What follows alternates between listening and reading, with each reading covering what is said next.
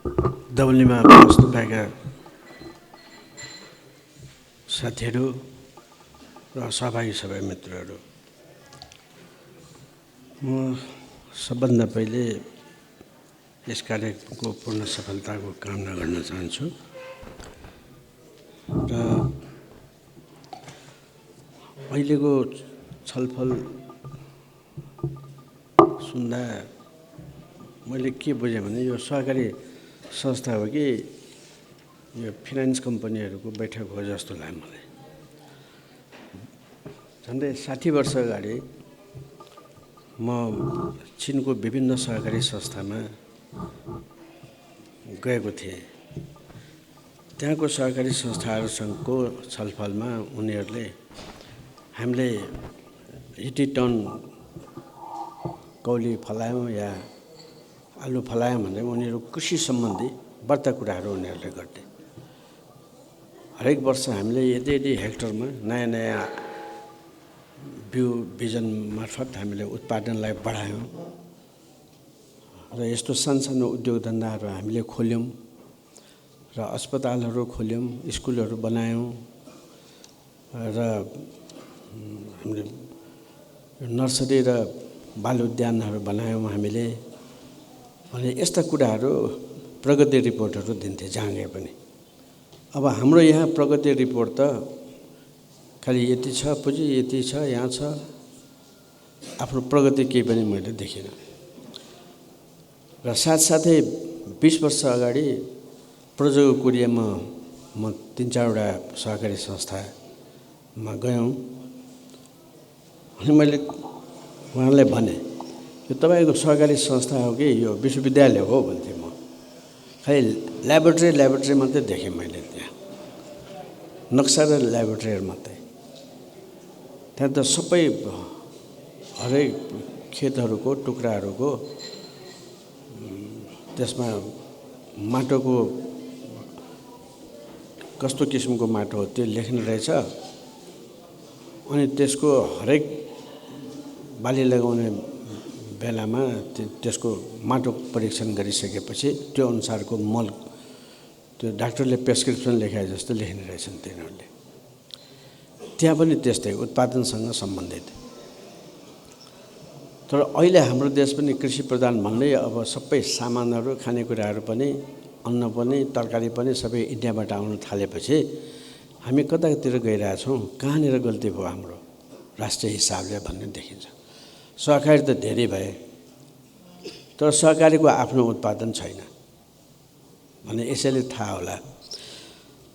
अब यो कहाँबाट सुरु गरौँ भन्ने लाग्यो भने ओरिएन्टलको कुरा भक्तपुरमा हुन साथै हामीले यो कुरालाई उठाएका थियौँ। तर ओरिएन्टलको त्यो बस्नेतजीलाई यहाँ हामीले बैठकमा बोलाउनुपर्छ भन्दा त्यो कम्प्लेन गर्न आउने मानिसहरूले नै उहाँ आउनुहुन्न भने के नआउने। प्रजातन्त्र भनेको प्रश्न गर्ने अधिकार पनि राख्छ त्यो समितिकोहरूले, उसले बोल्नु पनि पर्छ, साथसाथै बहुमतको निर्णय पनि हुन्छ। त मलाई शङ्का लाग्यो कि कम्प्लेन गर्न आउने मान्छेहरू भित्रै पनि उनीहरूको मान्छे रहेछ। त्यस बेलादेखि हामीले थाहा पायौँ कि यो गलत हुँदैछ सहकारी संस्थामा। र हाम्रो देशको सहकारी संस्थाको या सहकारी आन्दोलनमा पहिलोचोटि उल्टो टोपी लगाएर घुमाएको ठाउँ पनि भक्तपुरै हो। त्यसमा त्यो मञ्चै कब्जा गरेको थियो दरबार स्क्वायरमा, हजारौँ मान्छेको भेलामा। त्यहाँ त्यसबेला मेजिस्ट्रेटहरू, जो सिडिओहरू, डिएसपीहरू यिनीहरूले नै बचायो। जहिलेसम्म जनता आफै उठ्दैन आफ्नो सम्पत्तिको निम्ति, आफ्नो अधिकारको निम्ति, हाम्रो देश अगाडि बढ्दैन। र त्यसबेला भएको थियो सहकारी संस्थाका सदस्यहरूलाई त्यो सोध्ने अधिकार छैन, हिसाब हेर्ने अधिकार छैन भनेपछि त्यो कुरो उठेको हो। अमेरिकी स्वतन्त्रता आन्दोलनमा जहिलेसम्म पार्लिमेन्टमा हाम्रो सदस्य हुँदैन तैलेसम्म हामी कर तिर्दैनौँ बेलायतले भनेर त्यो कुरो उठाएको थियो। त तिमीहरूको प्रतिनिधि हुँदैन भनेपछि नो रिप्रेजेन्टेसन नो ट्याक्सेसन, हामी ट्याक्स तिर्दैनौँ भन्यो। ट्याक्स तिर्न आउने मान्छेहरूलाई धनाधनसित गाडामा उभ्याएर उनीहरूलाई प्वाखहरू लगाइदिएर कालो मौसो दलाए जस्तै कुमाउँथे। त्यसरी त्यो आन्दोलन अगाडि बढ्यो। मलाई लाग्छ सहकारी संस्थाको यही गति हुने हो भने सरकारको विरुद्धमा ठुल्ठुला आन्दोलन हुने सम्भावनाहरू छ र गर्नुपर्ने बाटो पनि त्यही हो। फेरि यो त बिस्तारै एक एक पाइला हेरेर सबैले ब्याङ्कमा पैसा राख्ने भनेको सहकारी संस्थाले जनतासँग लिने ब्याङ्कमा राख्दिने, अनि त्यो ब्याङ्कले ठुल्ठुलो पुँजीपतिहरूलाई त्यो ऋण दिने, अनि अन्तर्राष्ट्रिय ब्याङ्कसम्म पुग्छ त्यो। र यसो हेर्दै जाँदा मल्टिनेसनल कम्पनीहरू भनेको बहुराष्ट्रिय कम्पनीहरू विदेशी कम्पनीहरूमा पनि हाम्रो पैसा जान्छ कि भन्ने हामीलाई लागिरहेको छ। अनि त्यही कल कारखाना खुल्या छ, त्यसको पैसा खाएको छ। ठुल्ठुला अन्तर्राष्ट्रिय स्तरका हाम्रा पुँजीपति पनि देखा परिसकेको छ। बरु यो सहकारी संस्थाले अर्थतन्त्रको बारेमा अर्थशास्त्रको बारेमा हाम्रा प्राध्यापकहरू ल्याएर हामीलाई तालिम दिएको भए हाम्रा धेरै सहकारी संस्थाका साथीहरू अर्थशास्त्रका जानकार भइसकेका होलान्। दुरुपयोग भइरहेछ भन्ने लाग्छ हाम्रो म्यान पावर। त्यसकारण अब हरेक सहकारी संस्थाले कृषि सहकारी संस्थाको रूपमा यसलाई लान सकेनौँ भने यो सहकारी संस्था हुँदैन। सहकारी संस्था भनेको गरिब किसानहरूको हक र हितको निम्ति अमेरिकी स्वतन्त्रता आन्दोलनपछि पनि अमेरिकामा धेरै सहकारी संस्थाहरूको विकास भएको थियो। सरकारले त्यसबेला गर्न सक्दैन थियो र 1840 मा बेलायतमा 10 वर्षे क्रामेलको नेतृत्वमा त्यहाँ पुँजीवादी क्रान्ति भएको थियो। त्यसपछि किसानहरूले जग्गा कब्जा गरिसकेपछि तिनीहरूको निम्ति सहकारी संस्थाको आवश्यकता भएर भएको हो। र साथसाथै फ्रान्सेली राज्य क्रान्तिमा पनि त्यही भएको हो, त्यो रुसमा पनि त्यही भएको हो क्रान्तिमा। अब यसलाई त बिस्तारै बिस्तारै किसान आन्दोलनतिर जाला भनेर पुँजीपति वर्गलाई पैसा जम्मा गर्नको निम्ति मात्रै ऐन कानुनहरू बनेको देखा पर्छ अहिले व्यवहारले। र भक्तपुरकै हिसाबले हेर्नु हो भने यो सहकारी संस्थालाई यसरी नै चलाउन दिने हो भने हाम्रो पैसा हाम्रो हुने छैन। हामीलाई अलिकति ब्याज दिन्छ, त्यो ठुल्ठुलो कम्पनीवालाहरूले नाफा सबै उनीहरूले दिन्छन्। यो गाई मारी बाघ पोस्ने चाहिँ काम हुन्छ त्यसले। यो अहिले तरकारीमा समेत हाम्रो उत्पादन छैन अहिले स्थानीय। यहाँको तरकारी पनि काठमाडौँ लैजाने अनि फेरि यतै ल्याउने महँगोमा बेच्ने, विभिन्न जिल्लाबाट ल्याउने भइरहेछ। यसो हेर्दा यो केही पनि होइन जस्तो लाग्छ। तर गोर्खे एकचोटि अमेरिका जाँदा त्यहाँको सबभन्दा ठुलो धनी मान्छे भने रकफेलर थियो। त्यहाँ उसँग सोध्यो, तपाईँले कसरी पैसा कमाउनु? सरल कुरा हो, पैसा कमाउनु धेरै मेहनत गर्नु पर्दैन भन्ने। कसरी पनि तरकारीको थोक व्यापारबाट त्यो रकफेलर अगाडि आएको रहेछ। सस्तोमा हामीले सामान किन्ने यो किसानहरूसँग, अनि त्यसलाई मैले सहरमा पुर्याइदिन्छु अनि मलाई नाफा आउँछ, हरेक दिन आउँछ। त्यो हामीले सास फेर्या जस्तै धनाधन नाफा आउँछ। त्यसरी म धनी भएँ, किसानहरूको पैसाबाट धनी भएको।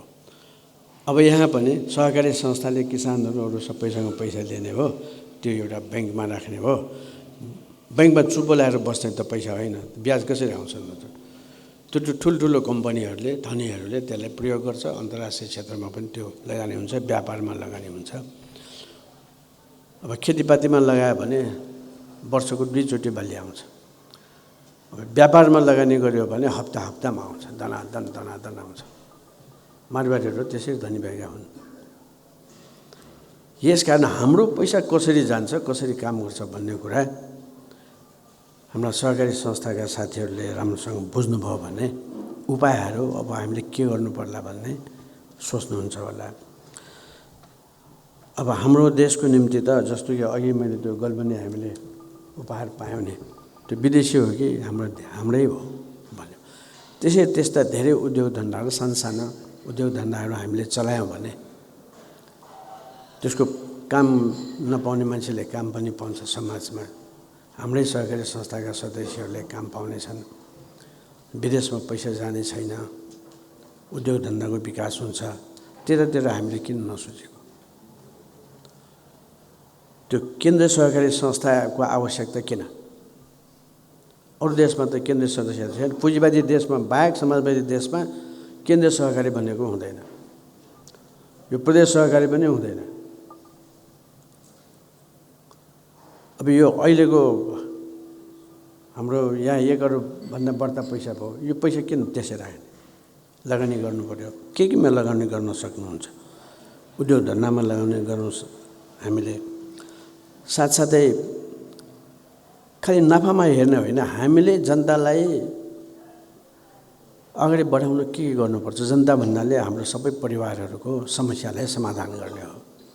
त्यसको निम्ति नर्सरी राख्नुहुन्छ। नर्सरी राखेपछि त्यो सानसानो केटाकेटीलाई हामीले दिएपछि आमा एउटा समशक्ति हुन्छ। त्यो साथसाथै बालोद्यानहरू खोल्नुपर्छ सहकारी संस्थाले नै। अनि हाम्रो धेरै केटाकेटी बिरामी हुनुको कारण पनि राम्रोसँग हेरविचार हामीले गर्न नसक्नु। यदि नर्सरी र बालोद्यान हुने भए हाम्रा धेरै केटाकेटी बिरामी पनि हुने थिएनन्, हुर्कन्छन्, राम्रो हुन्छ। हामी त्यसमा ध्यान दिइरहेका छैनौँ है। र 1917मा रुसमा क्रान्ति भयो र 10-15 वर्षको बिचमा रवीन्द्रनाथ ठाकुर भने बङ्गालको हिन्दुस्तानको ठुलो विद्वानलाई त्यहाँ निमन्त्रणा गरेको, उहाँ जानुभयो। उहाँ त गाउँमा पनि जानुभयो। ल सहकारी संस्थाले त ठुल्ठुलो रेस्ट हाउस जस्तो, अब त त्यहाँका सामन्तहरू सबै भागिसकेका थिए। ती सबै घरहरूमा होटल जस्तै खोलेर र धेरै मेहनत गर्ने किसानहरू भए, मजदुरहरू भए, 5-10 वर्ष मेहनत गर्ने, तिनीहरू सबै त्यहाँको आराम गृहमा आएर बस्ने, लिमिटेड पैसाले काम गर्ने, त्यस्ता धेरै कामहरू गरेको रहेछ। सहकारी संस्थाले नै धेरै घरहरू बनाएका छन्, रेस्टुरेन्ट बनाएका छन्, होटलहरू चलाएका छन्। अब हामीले पैसा त खालि ब्याङ्कमा राखेको छ, ब्याङ्कमा राखेको छ। त्यो हामी त साह्रै अनुत्पादक काम गर्छौँ कि जस्तो लागिरहेछ। अरूलाई फाइदा हुने, हाम्रो जनताको निम्ति हामीले केही कामै नगर्ने। स्वास्थ्य केन्द्रहरू खोल्ने, यी सबै कामहरू चाहिँ गर्नुपर्ने। सहकारी संस्था वास्तवमा सहरको निम्ति होइन, गाउँको निम्ति आवश्यक छ। अब सहरमा त व्यापार, उद्योग व्यापार त्यस्तो हुने ठाउँमा त ब्याङ्क छँदैछ, फिनान्स कम्पनी छँदैछ, सहकारी संस्थाको के काम? होइन, सहकारी संस्था नै बनाउने हो भने कृषि सहकारी र सानसानो उद्योग ढङ्गमा हामीले पैसा लगानी गरेनौँ भने सायद हामीले ठिक गरेको साबित हुँदैन। पछि मान्छेले बुझ्न थाल्नेछन्। अब हाम्रो सरकारको ऐन कानुनको विरोधमा हामीले खेद प्रकट गर्ने मात्रै होइन, अदालतमा गएर अदालतमा तान्नुपर्छ सरकारलाई। हाम्रो सरकार त कस्तो छ भने जसले कर तिरेको छैन, जसले कर चोरेको छ, त्यस्तोलाई सफाई दिनुको निम्ति, माफी दिनुको निम्ति निर्मलीकरण गर्ने भनेर निर्मलीकरण गर्ने शब्द कस्तो राम्रो छ। फोहोरलाई सफा गर्ने। 10 करोड कर लिनुपर्ने मान्छेलाई अब 20-30 लाख रुपियाँले पार गर्ने दर्ता गराएर। यस्ता छन् सरकारहरू। यसकारण अहिलेको हाम्रो सरकार भनेको पुँजीपति वर्गले बनाएको सरकार हो। उसले बनाएका, त्यो संसदले बनेका सबै ऐन कानुनहरू या विधेयकहरू उनीहरूकै हितमा हुन्छ। त्यसकारण सरकारको विरोध नगरिकन सहकारी संस्था पनि अगाडि बढ्न सक्दैन। म एउटा कुरा भन्छु, पार्टीको नाम त भन्दिनँ। शासक दलहरूको अहिलेको लडाइँको मुख्य एउटा कारण सहकारी संस्था हो। यो बाहिर आएको छैन। सहकारी संस्थाको त्यो रकमलाई केमा खर्च गर्ने भन्नेमा छ। उनीहरूलाई सबै थाहा छ। उनीहरूका आफ्ना आफ्ना अर्थशास्त्रीहरू पनि छन्। त्यसकारण गाई मारे बाघ पोस्ने कुरो चाहिँ त्यसरी आएको छ। तपाईँहरू एकदम गम्भीर भएर आफ्नो आफ्नो जिल्लाको विषयमा हेर्नुहोला। हाम्रो पैसा आफ्नै ठाउँमा गरिबहरूको बिचमा काम गर्नलाई खर्च गरौँ। कति नाफा आयो, हाम्रो बढ्यो कि बढेन भन्ने होइन कि हामीले कति सेवा गऱ्यौँ आफ्नो सदस्यहरूलाई, कति बन्दोबस्त गऱ्यौँ भन्ने कुरामा जानुपर्छ भन्ने म अनुभव गर्छु है। भवन निर्माणका यस्ता सबै कामहरू, आराम गृहहरू, होटल रेस्टुरेन्टहरू, यी सबैहरू काम हाम्रो सहकारी संस्थाले गर्नुपर्ने म देख्छु। र अर्को, खालि हामीले भवन मात्रै बनाए पनि त्यो देखिन्छ, तर भाषा सिकायौँ भने देख्दैनौँ नि फेरि। तर हाम्रो यहाँका कार्यकर्ताहरू अथवा सहकारी संस्थाका सदस्यहरू या त्यो सदस्यका परिवारका नयाँ पुस्तालाई हामीले विभिन्न भाषा सिकायौँ भने त्यसले 10 वर्षपछि यति धेरै राम्रो काम गर्छ कि हामीले जे निर्णय गरेका छौँ त्यो ठिकै पो रहेछ भन्ने हामीलाई लाग्छ। उदाहरणको निम्ति अङ्ग्रेजी जनले धेरैलाई थाहा छ, तर अहिले हाम्रो व्यापार संसारमा चीनसित हुँदैछ वार्ता। अब चिनिया भाषा हामीलाई आउँदैन भने हामीले व्यापार गर्न गाह्रो। अब चिनियाहरू पनि अरू भाषाहरू सिक्दैछन् नि तिनीहरूले पनि। र बेलायतको सबभन्दा ठुलो अर्थशास्त्रीले लेखेका थिए है, एडम स्मिथ भन्नेले, वेल्थ अफ नेसन भनेर, देशको सम्पत्ति भने के हो भनेर। व्यापार बढाउन चाहनुहुन्छ तपाईँ, तर ती देशका भाषा आउँछ तपाईँलाई भनेर सोधेछ उसले। हामीले पनि व्यापार गर्न खोज्छौँ, चिनको व्यापारसँग हामीलाई नाफा हुन्छ, तर एउटा काम के भइरहेछ भने एकजना भक्तपुरकै व्यापारीसँग मैले सोधेँ, भाइले कहाँबाट पुँजी ल्याउनु भयो भने। भाइले गाली गर्नुहुन्छ कि किन गाली गर्नु, साँचो कुरो बोल्नु न भाइ भनेपछि मारवाडीहरूसँग पैसा लियो भनेपछि लाखौँ रुपियाँ मारवाडीसँग लियो। अनि त्यो सामान कहाँ दिन्छौ त्यो, मारवाडीलाई नि दिन्छ। उसले के गर्छ, इन्डियामा लगेर बेच्छ। त्यसले दुईवटा काम गर्यो, सस्तो सामान उसले इन्डियामा लगेर बेच्यो, उसले यो नाफा लियो। हिन्दुस्तानको सामान फेरि नेपालमा ल्याएर बेच्यो, उसले फेरि नाफा लियो। हामी त मूर्ख भयौँ। त्यसकारण हामीसँग चिनिया भाषा पढ्ने मान्छेहरूको एउटा नयाँ पुस्ता आवश्यक छ हामीलाई। र अर्को महत्त्वपूर्ण कुरा, हाम्रा पहिले सहरहरू कस्ता थिए, भक्तपुर कस्ता, पाटन कस्ता, काठमाडौँ कस्तो, सबै कुरोहरू के संस्कृत साहित्यमा छ कि त तिब्बतियन भाषामा र चिनिया भाषामा मात्रै छ। हामी के हो भने बुझ्नको निम्ति अब हामीले चिनिया भाषा पढ्नु पऱ्यो, अनि त्यहाँको किताब पढेर फेरि नेपाली लेख्नु पऱ्यो। यसरी घुम्नै छ। अब अरू अरू देशका, हामीले पुँजीवादी देशका सहकारी संस्थाबाट हामीले सिक्यौँ कि जस्तो लाग्छ अहिले। जस्तो कि दक्षिण कोरियै भयो, यो सिङ्गापुरै भयो, यता यो मलेसिया भयो, फिलिपाइन्स भयो, ती ठाउँहरूमा हाम्रो अहिले जस्तो सहकारी संस्थाले प्रयोग गरेका छ तिनीहरूले प्रयोग गरेका छन्। त्यो समाजवादी ढङ्गको त होइन। तिनीहरूबाट हामी कम फाइदा लिन सक्छौँ। यसकारण तपाईँहरूले उत्पादनसँग सम्बन्धित 1 वर्षपछि तपाईँको रिपोर्टमा हामीले यो काम गऱ्यौँ, भवनहरूबाट हामीले यति फाइदा भयो, कृषिको उत्पादनबाट हामीले यति आफ्नै खुट्टामा उभिन सक्यौँ, त्यस्तो कुरा तपाईँहरूले आफ्नो रिपोर्टमा आउने गरी काम गर्नुभयो भने मलाई लाग्छ त्यो अत्यन्त राम्रो होला। होइन भने देशलाई अप्ठ्यारो पार्न के गर्नै पर्दैन। अहिले सबै कुरामा केन्द्रीकरण हुँदैछ र चितवनमा तरकारी नपठाउने काठमाडौँमा भनेर उनीहरूलाई हडताल गरिदिएपछि र अरू जिल्लाका ठाउँबाट हडताल गरिदिएपछि काठमाडौँमा हाहाकारै मच्छ। तराईको साथीहरूसँग एकचोटि हामीले सोधेका थियौँ, यो काठमाडौँको नेवार राज्य बनायो भने के होला भनेर। मैले सोधेपछि बताउँदैन थियो, अरूलाई भन्दाखेरि गरेर त हेर थाहा पाउला अनि भन्दैछ के गर्ने भनेर भन्दा चामलै रोक्दिनँ भन्छ तिनीहरू। यहाँको चामल त पुग्दैन अहिले, तब थाहा हुन्छ यिनीहरूलाई भन्दै हेर्नुहोस् है। अब उनीहरूले भन्नै पर्दैन, हाम्रै बुद्धिले हामी आफै बन्दी बन्ने ठाउँमा पुग्छौँ। हामी तरकारी पनि खान पाउँदैनौँ हामीले।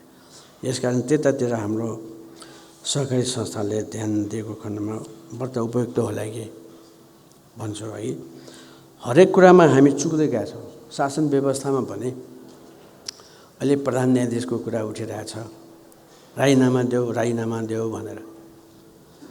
राजीनामा किन दिनु पर्यो भनेपछि अपराध गर्यो। के अपराध गर्यो? त्यसले संसदलाई पुनर्जीवित गर्यो। संसदले निर्णय गर्नुपर्ने प्रधानमन्त्रीको चयनमा न्यायालयको आँगनबाडी तय गरिदियो। त्यो अपराध हो। त्यसो भए के गर्नु पर्यो त?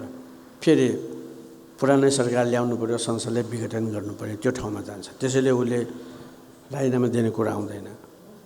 अहिलेसम्म राजीनामा नदिनु हो कारणै त्यही हो। अर्को महाअभियोग लगाउने, जसलाई मैले प्रधानमन्त्री बनाएँ त्यसले मलाई महाअभियोग कसरी लगाउँछ? मेरो गल्ती हो भने मैले प्रधानमन्त्री नबनाएको भएदेखि नहुने, प्रधानमन्त्री बनाउनु हुने थिएन भने पहिले त राजीनामा दिने कसले त प्रधानमन्त्रीले राजीनामा दिनुपर्ने स्थिति आउँछ। यो दुई पाइला पछि पनि नसोचेर गरेको कदमहरू हुन्, जसको हामीले खुबसित आलोचना गरेका थियौँ। त्यो गर्नुहुने थिएन। आफू पदमा रहँदा या संस्थामा रहँदा बहुमत हुँदैमा जे पाए त्यो गर्ने काम चाहिँ गलत हुन्छ। अहिले सबैले अप्ठ्यारो परिरहेको छ। त्यसकारण हाम्रो सहकारी संस्था भनेको हाम्रो देशको खुट्टा हो। त्यो जगमा उभिएको, त्यसले बिगार्नुहुन्न। यस हिसाबले आफ्नै खुट्टामा उभिने गरी जनताकै सेवा, आफ्नै जनताको सेवा गर्ने भावनाबाट तपाईँले काम गर्नुभयो भने उपयुक्त हुन्छ भन्ने मलाई लाग्छ है। अब फाँसीवादको हामी विरोध गर्दैछौँ। फाँसीवाद के हो हामीलाई थाहा छैन। कुनै एउटा जाति, भाषा, धर्मले अरूलाई दबाउने भावना, त्यो फाँसीवाद हो। आफू मात्रै ठुलो, अरू सबै नराम्रो, खराब, हामी यिनीहरूलाई शासन गर्छौँ, प्रजातन्त्र दिँदैनौँ भन्ने ढङ्गले जुनसुकै ठाउँमा काम हुन्छ त्यो फाँसीवादी हुन्छ। त्यसबाट उत्पादन राम्रो हुँदैन, मतलब त्यसको परिणाम राम्रो आउँदैन।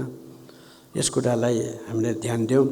सहकारी संस्थाले इमान्दारीपूर्वक काम गर्दै गएको हुनाले तपाईँले अलिकति प्रगति देख्नुभयो छ। त्यो पनि एउटा आम्दानीको हिसाबले मात्रै, तर कामको हिसाबले, उत्पादनको हिसाबले तपाईँले काम गर्नुभयो भने मलाई लाग्छ हाम्रो देशको ठुलो सेवा हुनेछ। अन्तमा फेरि एकचोटि कार्यक्रमको पूर्ण सफलताको कामना गर्दै बिदा लिन्छु। धन्यवाद।